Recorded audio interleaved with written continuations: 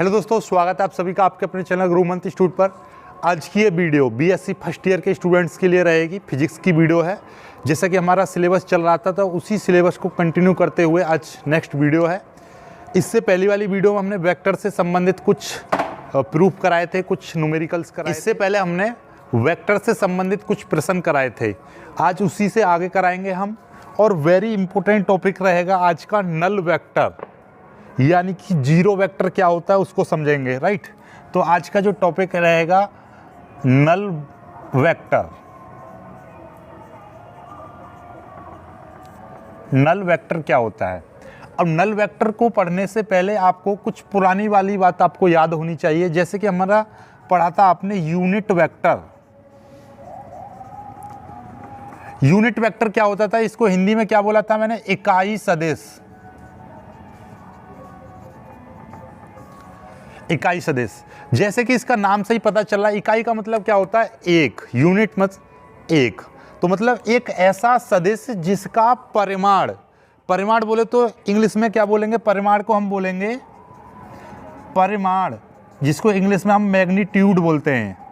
Right, एक ऐसा vector जिसका मैग्नीट्यूड कितना हो? एक हो। एक ऐसा सदिश जिसका मैग्नीट्यूड एक होता है उसको हम क्या बोलते हैं? यूनिट सदिश कहते हैं, यानी कि आपका इकाई सदिश कहते हैं। A vector whose magnitude is 1 is known as unit vector. समझ गए आप? यानी कि एक ऐसा वेक्टर जिसका मैग्नीट्यूड 1 होता है उसे हम यूनिट वेक्टर कहते हैं। ठीक इसी परिभाषा को हम इसमें कन्वर्ट कर देंगे नल वेक्टर में। नल वेक्टर का दूसरा नाम क्या है? Zero vector. क्या बोलेंगे हम इसको? Zero vector. शून्य सदिश, शून्यांक सदिश भी इसका नाम बोलते हैं, या शून्य सदिश। Zero vector. जीरो वेक्टर का मतलब क्या हो रहा है आपको पता ही चल रहा है। ये शून्य सदिश का मतलब क्या है? जिस तरह से हमने अभी अभी आपको समझाया कि भाई इकाई सदिश क्या होता है? एक ऐसा सदिश जिसका परिमाण एक होता है उसको हम इकाई सदिश कहते हैं। ठीक उसी प्रकार से शून्य सदिश क्या हो जाएगा? एक ऐसा सदिश जिसका परिमाण शून्य होता है उसको हम शून्य सदिश कहते हैं। यानी a vector whose magnitude is zero is known as null vector, या हम उसको क्या बोल सकते हैं? जीरो वेक्टर कह सकते हैं। ओके, तो इन दोनों की परिभाषा आप इंग्लिश में भी लिख सकते हो और हिंदी में भी लिख सकते हो। जो आपको अच्छी लगे वो लिख दीजिएगा, लेकिन मैं आपको इंग्लिश ज़्यादा रेफर करूंगा तो आपको इंग्लिश में लिख लेनी है। मैं परिभाषा भी लिख दे रहा हूँ। राइट, तो आपको समझ में आ रहा होगा। इसकी कुछ प्रॉपर्टी हैं, ये इंपॉर्टेंट इतना नहीं है कि आपका वेक्टर यानी जीरो वेक्टर की डेफिनेशन लिखिए। ये आएगा, write down the definition of null vector, also define the properties of null vector. यानी इसकी आपको प्रॉपर्टीज भी फाइंड करनी है, प्रॉपर्टीज भी आपको इसकी डिफाइन करनी है। राइट, तो मैं पहले इसकी परिभाषा लिख दे रहा हूँ। परिभाषा क्या होगी इसकी? नल वेक्टर की क्या है? ए vector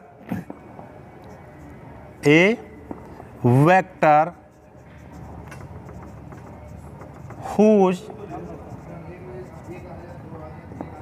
magnitude is zero. Simple से इतनी बात याद कर लीजिए। A vector whose magnitude is zero is called null vector. A vector whose magnitude is 1 unit. Unit का मीन्स क्या होता है? यूनिट का मीन्स होता है 1। तो ये दोनों की दोनों परिभाषाएं आप इंपोर्टेंट करके लर्न कर लेंगे। ओके, इसकी अब क्या करोगे? आप प्रॉपर्टीज याद करोगे, लेकिन प्रॉपर्टीज से पहले मैं आपको इसका बता दूं शून्य सदिश क्या होता है। इसका हिंदी में लिख लीजिएगा आप। एक ऐसा सदिश जिसका परिमाण एक शून्य होता है उसको हम शून्य सदिश कहते हैं। राइट, शून्य सदिश, या इसको हम नल वेक्टर कहते हैं। राइट, चलिए इसकी कुछ प्रॉपर्टीज है। जिस तरीके से आप नॉर्मली आप जानते हो शून्य की क्या क्या प्रॉपर्टीज आप जानते हो, आप अपने आप में जो चीज़ आपको पता है वही लिखनी है। वेक्टर में कोई अलग चीज़ नहीं होती है, जो आपको पता है वही यहाँ पर लिखना है आपको। जैसे हम नॉर्मली क्या जानते हैं? जीरो में कोई संख्या जोड़ेंगे या किसी संख्या में जीरो जोड़ेंगे तो उस संख्या पर कोई प्रभाव नहीं पड़ता है, लेकिन जीरो की किसी संख्या में गुणा करने लगेंगे, मल्टीप्लाई करेंगे तो वो संख्या क्या हो जाएगी? पलक झपकते ही शून्य हो जाएगी। तो यही कुछ प्रॉपर्टीज होती हैं, वही यहाँ पर नल वेक्टर अर्थात जीरो वेक्टर में अप्लाई होंगी। तो अप्लाई कीजिए आपकी जितनी भी प्रॉपर्टीज हैं। तो यहाँ पे लिखेंगे हम properties of null vector, properties of null vector. क्या क्या प्रॉपर्टी है भाई, आप क्या जानते हो? पहली प्रॉपर्टी तो ये है कि हमारे पास ये जीरो वेक्टर है, राइट। इस जीरो वेक्टर में कोई हम एक ऐसा सदिश, नन जीरो सदिश यहाँ पे लिख सकते हैं। लेट या suppose a vector is a non zero vector, यानी कि एक ऐसा वेक्टर है जिसका परिमाण जीरो नहीं है। यानी कि यहाँ पे लिख देंगे let A be the non zero vector. Non zero का मतलब समझ ही रहे होंगे, अशून्य सदिश। एक हो गया शून्य सदिश, एक हो गया अशून्य। यानी कि ए वेक्टर एक ऐसा सदिश है जिसकी जो परिमाण है वो शून्य नहीं है, बाकी कुछ भी हो सकता है, 1 2 3 4 5 10 20 हजार जो भी है, कुछ भी हो, लेकिन जीरो नहीं है। तो इसीलिए इसमें मैंने एक वर्ड यूज किया है नन जीरो, मतलब जो जीरो नहीं है, नन जीरो। ओके, तो ए एक ऐसा वेक्टर है जिसका परिमाण कितना, नन जीरो है, अर्थात जीरो नहीं है। जीरो के अलावा कुछ भी हो सकता है। अपने माइंड में सेट कर लीजिए, नन जीरो का मीन्स क्या हो गया, कोई भी वैल्यू हो सकती है लेकिन वो जीरो ना हो। ओके, तो ए कोई एक ऐसा वेक्टर है जो नन जीरो है, उसको यदि हम जीरो वेक्टर के साथ जोड़ेंगे तो वो वेक्टर ज्यों का त्यों रहेगा, उस पर कोई प्रभाव नहीं पड़ेगा। तो मीन्स क्या हो जाएगा, ये आपका ए वेक्टर ज्यों का त्यों आ जाएगा, राइट। तो पहली प्रॉपर्टी कितनी इजी है, any non zero vector adding the null vector result will be the same vector. यानी कि ये जो वेक्टर है आपका, इसके साथ में हम इस वेक्टर को ऐड करेंगे तो वही वेक्टर आएगा आपका सेम वेक्टर, कोई भी चेंज नहीं होगा। ओके, तो ये सिंपल सी कुछ प्रॉपर्टी हैं, ये आपको पता होनी चाहिए। दूसरी प्रॉपर्टी हम क्या ले लेते हैं कि यदि हम किसी जीरो वेक्टर में कोई जीरो वेक्टर जोड़ेंगे तो वो जीरो वेक्टर ही रहेगा, राइट। तीसरी प्रॉपर्टी ले लीजिएगा। तीसरी प्रॉपर्टी क्या है कि हम क्या कर रहे हैं, जीरो वेक्टर की किसी नन जीरो वेक्टर में मल्टीप्लाई कर रहे हैं तो वो नन जीरो वेक्टर क्या हो जाएगा, जीरो हो जाएगा। यहाँ पर क्या हो जाता है, ये जीरो हो जाएगा। ओके, तो ये 3 प्रॉपर्टी आप याद कर लीजिएगा, इससे ज़्यादा आप प्रॉपर्टी याद करने की कोई आवश्यकता नहीं है, राइट। हाँ, एक चीज़ और, कभी कभी आपने वेक्टर को छोड़ देंगे और एक आप उस चीज़ को छोड़ दीजिए, सारणिक मैट्रिक्स को छोड़ देंगे, तो ऐसी कोई भी संख्या नहीं है जिसको जो जीरो नहीं है और उनकी मल्टीप्लाई कर दें तो जीरो आ जाए, ऐसी कोई भी संख्या नहीं है, केवल ये मैट्रिक्स में संभव है। यानी कोई नन जीरो एलिमेंट की नन जीरो एलिमेंट में मल्टीप्लाई करें तो जीरो आ जाए, ऐसा कभी संभव नहीं हो सकता। और किस में संभव है, ये केवल मैट्रिक्स में संभव है। यानी कि जो जीरो ना हो फिर भी उसकी मल्टीप्लाई करें जीरो आ जाए। तो ये आगे चल के आप पढ़ोगे मैट्रिक्स, उसमें पूरा प्रूव करके दिखाएंगे आखिर ऐसा क्यों होता है, राइट। तो यहाँ पर जितनी आवश्यकता है केवल उतना लीजिए कि भाई ये 3 प्रॉपर्टीज आपको याद कर लेनी है, लर्न कर लेनी है अच्छी तरह से। ओके, बस इसका स्क्रीनशॉट ले लीजिएगा। अब मैं आऊँगा ट्रिपल प्रोडक्ट पर। आपने वेक्टर्स का प्रोडक्ट पढ़ा, ये आपकी पहली यूनिट चल रही थी। पहली यूनिट में क्या था, वेक्टर अलजेब्रा। वेक्टर अलजेब्रा में केवल एक टॉपिक और रह जाता है आपका ट्रिपल प्रोडक्ट। ट्रिपल प्रोडक्ट पढ़ाऊंगा, देन उसके बाद में उस पर 2-4 न्यूमेरिकल्स कराऊंगा, पूरा ट्रिपल प्रोडक्ट खत्म हो जाएगा और ये पूरी यूनिट खत्म हो जाएगी। इससे अगली यूनिट आएगी आपकी वेक्टर कैलकुलस। बहुत ही सिंपल यूनिट है और उस यूनिट का आपको मैथ में बहुत ज़्यादा बेनिफिट मिलेगा, राइट। तो उस यूनिट को आप ढंग से करेंगे। सबसे पहले इसका स्क्रीनशॉट ले लीजिएगा, मैं आगे बढ़ता हूँ, आगे कराऊंगा आपका ट्रिपल प्रोडक्ट। इसमें कोई ज़्यादा 1-2 प्रॉपर्टीज और हैं, आपका चौथी प्रॉपर्टी और 5वीं प्रॉपर्टी ज़्यादा आवश्यकता नहीं है, केवल इतना कर लीजिएगा आप। नेक्स्ट हम आगे बढ़ेंगे, आगे कराएंगे, राइट। इसका स्क्रीनशॉट ले लीजिए। अब आते हैं अपने नेक्स्ट टॉपिक पर। Triple product of vectors. जिस तरह से आपने दो वेक्टर्स का प्रोडक्ट पढ़ा था, हमने दो वेक्टर्स का प्रोडक्ट क्या था, स्केलर प्रोडक्ट और vector product, right. Scalar product और वेक्टर प्रोडक्ट आपको अच्छे से पता है, तभी आप इसको कर पाओगे। ट्रिपल प्रोडक्ट तभी होगा जब आपको डुअल प्रोडक्ट आपको पता है, दो वेक्टरों की मल्टीप्लिकेशन आपको पता है, तभी आप तीन वेक्टर्स की मल्टीप्लिकेशन कर सकते हो। ये अपने खोपड़े में, भेजे में, अपने माइंड में सेट कर लेना। आते हैं अपने टॉपिक पर। Triple product. ट्रिपल प्रोडक्ट कोई अजीब चीज नहीं है, केवल वही दो वेक्टरों वाला ही खेल है। देखिएगा क्या है खेल। ट्रिपल प्रोडक्ट एक ऐसा प्रोडक्ट है जिसमें केवल और केवल तीन वेक्टर्स इन्वॉल्व हों। क्या बोला है मैंने? A product involving in three vectors is called triple product. क्या बोला है? एक ऐसा प्रोडक्ट जिसमें तीन वेक्टर्स इन्वॉल्व हों, उसी को हम ट्रिपल प्रोडक्ट कहते हैं। अब ट्रिपल प्रोडक्ट भी दो प्रकार का होता है, एक स्केलर ट्रिपल प्रोडक्ट और वेक्टर ट्रिपल प्रोडक्ट। जिस तरह से आपका डुअल वेक्टर्स का था, सेम वही कॉन्सेप्ट यहां पर अप्लाई होगा। चलिए तो लिख लेते हैं, इसकी परिभाषा क्या लिखेंगे? A product involving three non zero vectors. A product involving three non-zero vectors is called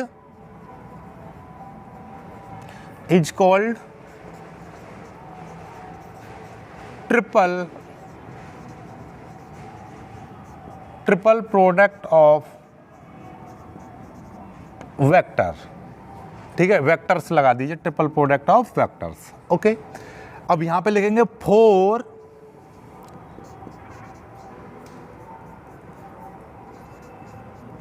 for three non-zero vectors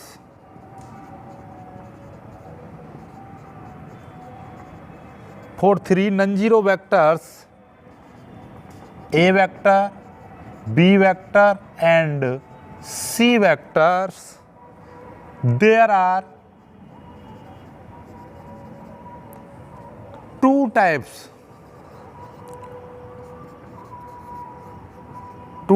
of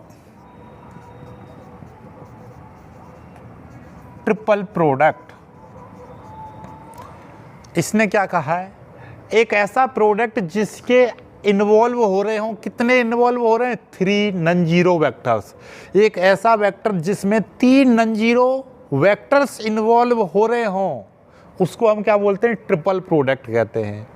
अब हमने सपोज दैट कि ए बी सी ऐसे वेक्टर्स हैं जो नॉन जीरो वेक्टर्स हैं। नॉन जीरो का मतलब क्या है? ना तो ए का मैग्नीट्यूड जीरो है, ना बी का मैग्नीट्यूड जीरो है, और ना ही सी का मैग्नीट्यूड जीरो है। ओके, आपको पता है कि ये तीनों नॉन जीरो वेक्टर्स हैं। तब हम यदि इनकी ट्रिपल प्रोडक्ट निकालेंगे तो उसकी भी दो कंडीशन है।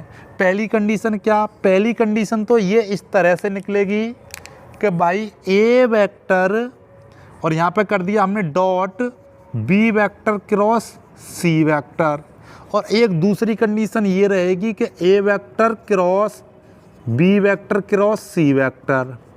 ठीक है, तो बस यही दो कंडीशन है। इसको तो हम बोलेंगे स्केलर ट्रिपल प्रोडक्ट। इसको क्या बोलेंगे?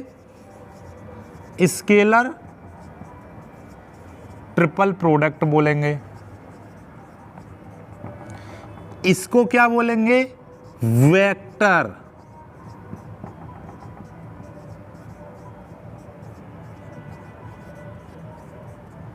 इसको हम क्या बोलेंगे? ये है आपका स्केलर ट्रिपल प्रोडक्ट, ये है आपका वेक्टर ट्रिपल प्रोडक्ट। ये वाला आपके दिमाग में एक चीज आ रही होगी, ये वाली चीज नोट करके लिख लीजिएगा। नोट करके, क्या नोट करके लिखोगे? ये जो चीज है ये वाली, A vector dot B vector dot C vector, या आपके दिमाग में आ रही होगी A vector B vector dot C vector, या आपके दिमाग में ये आ रही होगी A vector dot B vector dot C vector.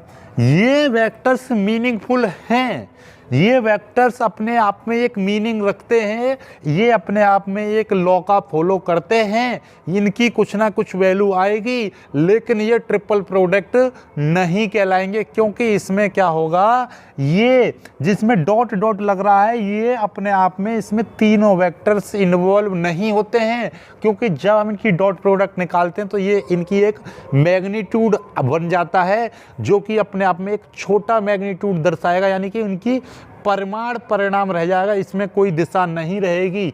इसलिए फिर इसकी इसमें मल्टीप्लाई करेंगे तो वो केवल मैग्नीट्यूड बन जाएगा। भाई इस दोनों की जब मल्टीप्लाई करेंगे तो इन दोनों का क्या बन जाएगा, एक मैग्नीट्यूड, एक संख्या आएगी जिसमें डायरेक्शन नहीं होगी, तो ये चीज़ केवल क्या बन जाएगी, स्केलर चीज़ हैं, ये केवल स्केलर बन जाएंगी। ठीक है, इसमें केवल मैग्नीट्यूड होगा, डायरेक्शन नहीं होगी। और तो जब जिस चीज़ में मैग्नीट्यूड होता है, डायरेक्शन नहीं होती है, तो फिर वो पूर्ण रूप से वेक्टर नहीं होता है। और जो वेक्टर नहीं होगा तो मीन्स क्या कि उसका हम प्रोडक्ट कैसे फाइंड करेंगे, ट्रिपल प्रोडक्ट नहीं फाइंड कर सकते हैं। तो याद रखने वाली बात यह है कि जब भी हम ट्रिपल प्रोडक्ट निकालेंगे तो उसमें क्या चीज़ है, आपको दोनों वेक्टर्स ऐसे लेने हैं जो नॉन जीरो हो, जिसमें डायरेक्शन हो, उसी की हम ट्रिपल प्रोडक्ट फाइंड कर सकते हैं। तो हमेशा याद रखना, कंपटीशन के लिए आपको आ जाए ये पूछ लीजिए क्या ये ट्रिपल प्रोडक्ट है, आपके दिमाग में आएगा यार इसमें तो 3 वेक्टर हैं, सर ने बताया था, ये परिभाषा आपको बताई थी मैंने, क्या बताई थी, a product involving 3 vectors is known as triple product. एक ऐसा प्रोडक्ट जिसमें 3 वेक्टर शामिल हों उसको हम ट्रिपल प्रोडक्ट कहते हैं। तो आपके दिमाग में आई इसमें तो 3 वेक्टर दिखाई दे रहे हैं, 1 2 3 मार दोगे टिक, तो ये गलत हो जाएगा। क्यों गलत हो जाएगा, इसमें ये भी देखना है आपको क्या ये वेक्टर्स बन रही हैं, क्या ये मैग्नीट्यूड के साथ डायरेक्शन को शो कर रहे हैं। देखिए कैसे, जब भी कभी भी हम 2 वेक्टर्स की क्या कर रहे हैं, डॉट प्रोडक्ट फाइंड करते हैं, तो वो क्या बन जाता है, स्केलर बन जाता है। जैसे मैं आपको छोटा सा एग्जांपल लेके दिखाता हूं, ए वेक्टर बराबर मेरे पास है 3 i cap plus 4 j cap plus 5 k cap, ये है। और बी वेक्टर बराबर मैं ले लेता हूं 4 i cap plus 5 j cap plus 10 k cap, ये ले लिया। अब इन दोनों की मेरे को क्या निकालनी है, डॉट निकालनी, इस तरह से निकालनी है जैसे मेरे पास में ये दे रखा है। ठीक है, तो देखिएगा कैसे, हमने क्या बताई थी, जब भी निकालोगे आई वाले की आई में मल्टीप्लाई करेंगे, 4 तिया 12 आ जाएगा, प्लस इसकी मल्टीप्लाई करेंगे 4 पंजे 20 आ जाएगा, प्लस 5 दही ये 50 आ जाएगा। तो टोटल मिला के कितना हो जाएगा, 50 20 70 70 80 82, तो ये 82 यूनिट आ गया। तो अपने आप में क्या बन गया, ये मैग्नीट्यूड बन गया, ये क्वांटिटी बन गई। इसमें क्या आई कैप, इसके साथ में आई कैप आया, जे कैप आया, के कैप आया, मतलब इसमें ये चीज़ नहीं आई तो मतलब क्या कि इसमें डायरेक्शन नहीं है। जब डायरेक्शन नहीं है तो क्या ये वेक्टर है, बिल्कुल नहीं है, तो इसमें वेक्टर नहीं है। तो आपने परिभाषा क्या बोल रही थी, एक product involving 3 non zero vectors, इसमें तो वेक्टर्स है ही नहीं, तो मीन्स क्या हो जाएगा, ये जो वैल्यू आएगी फाइंड होकर उसमें डायरेक्शन नहीं है, तो हम इसको क्या ट्रिपल प्रोडक्ट नहीं बोलेंगे। किसको बोलेंगे, ट्रिपल प्रोडक्ट जिसमें 3 वेक्टर्स इन्वॉल्व हो रहे हों with direction with magnitude. Okay, तो आज ये पूरी यूनिट खत्म हो जाएगी आपकी, राइट। तो ये है आपके पास में ट्रिपल प्रोडक्ट 2 तरह से होता है, ए vector dot B vector cross C vector, एक ये A vector cross B vector cross C vector. अब इन दोनों के फॉर्मूले हैं, दोनों को फॉर्मूले लिखेंगे, एक एक एग्जांपल न्यूमेरिकल्स के साथ करेंगे, पूरा खत्म हो जाएगा। देखिएगा यहाँ पे आपको मैं क्या बताता हूँ, इसके फॉर्मूले और देख लीजिएगा दोनों के।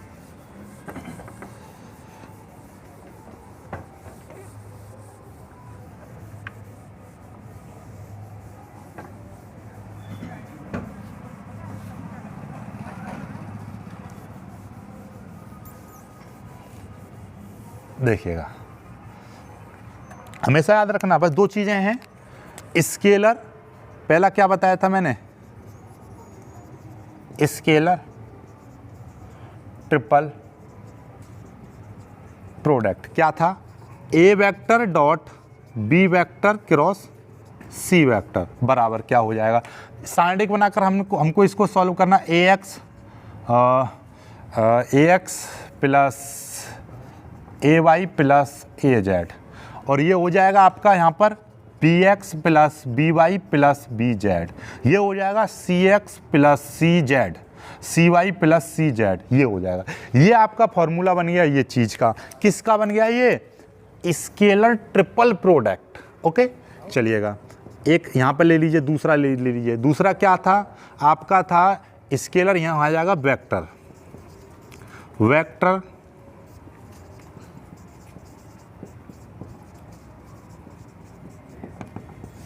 Vector triple product.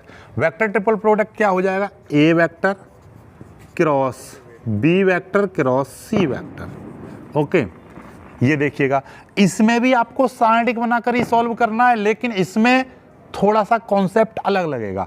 वो क्या, देखो ये बी वेक्टर सी वेक्टर है, यहाँ पे लिख दोगे आप बी वेक्टर, सीधे सीधे लिखना बी वेक्टर, और यहाँ पे लिख दोगे आप सी वेक्टर। ओके अब एक ही बी के साथ में डॉट प्रोडक्ट कर दीजिए, ए वेक्टर डॉट बी वेक्टर, एक ही सी के साथ क्रॉस प्रोडक्ट कर दीजिएगा, ए वेक्टर सॉरी डॉट प्रोडक्ट, ये तो this called vector triple product, this called आपका स्केलर ट्रिपल प्रोडक्ट। राइट, इन दोनों फॉर्मूलों को आपको हमेशा लर्न कर लेना है, क्योंकि ये आपको 7.5 नंबर, ये आपको 7.5 नंबर एक सवाल केवल प्रूफ करवाने के लिए डायरेक्टली आएगा, ये और ये आपको क्या करना है, प्रूफ करना है। तो दोनों के थोड़े लेंथी सवाल होते हैं बड़े बड़े, एक एक करके मैं दोनों को प्रूफ कराऊंगा। ओके इनको स्क्रीनशॉट ले लीजिए बहुत जल्दी से, ये फॉर्मूले आपको हमेशा याद रखने हैं। जैसे जैसे मैं आपको कराता चलूँगा, पहले इसी पर कराऊंगा फिर इस पर कराऊंगा। राइट, तो एक एक कर करेंगे, 7 अंक इस पर क्लियर होंगे आपके, 7 अंक इस पर होंगे। और ऐसा नहीं कि पेपर में दोनों आएंगे, पेपर में केवल एक आएगा, दोनों को कर लेना है। चॉइस में भी आ सकता है या एक आ सकता है, आपको कर लेना एक। राइट, कराएंगे हम दोनों, प्रैक्टिस आपको दोनों की करनी है, लेकिन पेपर में एक आएगा, जरूर आएगा। इसको स्क्रीनशॉट ले लीजिएगा। ओके।